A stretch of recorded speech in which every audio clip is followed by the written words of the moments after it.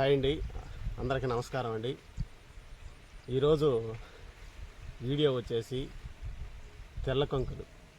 ఈ తెల్ల కంకులు మా పొలంలో ఈ 40 సెంట్ల భూమిలో తెల్ల కంకులు అయితే చాలా వరకు తెల్ల కంకులు అయితే పోతున్నాయండి. అది ఎలా దేనివల్ల పోతున్నాయా నాకైతే అర్థం కావట్లేదు. మీకైతే కొన్ని విషయాలు మీకైతే తెలియజేస్తానండి.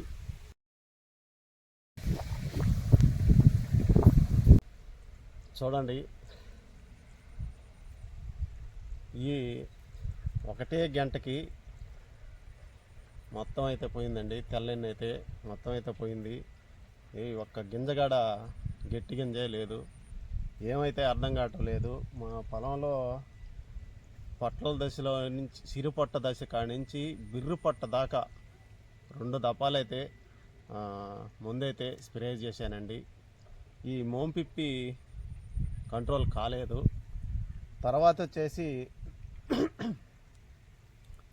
గులికలు గడ ఫస్ట్ దపాలో వేసాను, తర్వాత 2వ దపాలో వేసాను.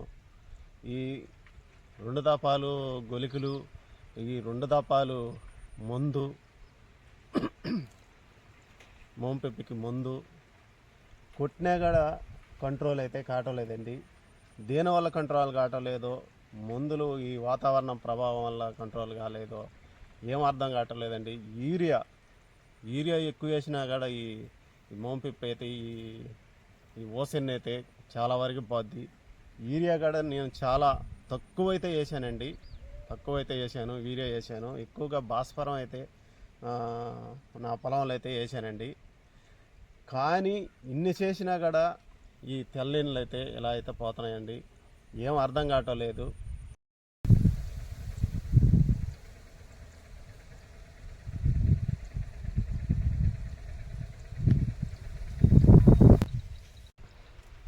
ముందు స్ప్రే చేస్తే ఈ తెల్లెన్లు పోతాయా? మీకు తెలుసుంటే కామెంట్ చేయండి ఫ్రెండ్స్.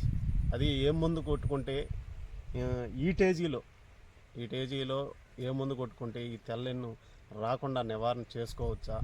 లేకపోతే ముందు కొట్టుకున్నా కూడా ఈ టేజీలో మందు కొట్టినా కూడా కంట్రోల్ కాదంటారా? ఏ విషయం నాకైతే కామెంట్ చేయండి ఫ్రెండ్స్. నాకైతే అర్థం కావట్లేదు. నేనైతే ఈ 4 దపాలు ఈ ఓసెన్కి నేనైతే ముందైతే స్ప్రే చేశాను, కంట్రోల్ కాలేదు. సరేనండి, మీకు తెలుసుంటే కంపల్సరిగా నాకు తెలియజేయండి. నేనైతే ఈ టేజీలో స్ప్రే చేసుకుంటాను. అది ఏముందో ఏందో మీరు కామెంట్ చేయండి ఫ్రెండ్స్. సరే ఫ్రెండ్స్, తర్వాత మంచి వీడియోలో కలుసుకుందాం. బాయ్.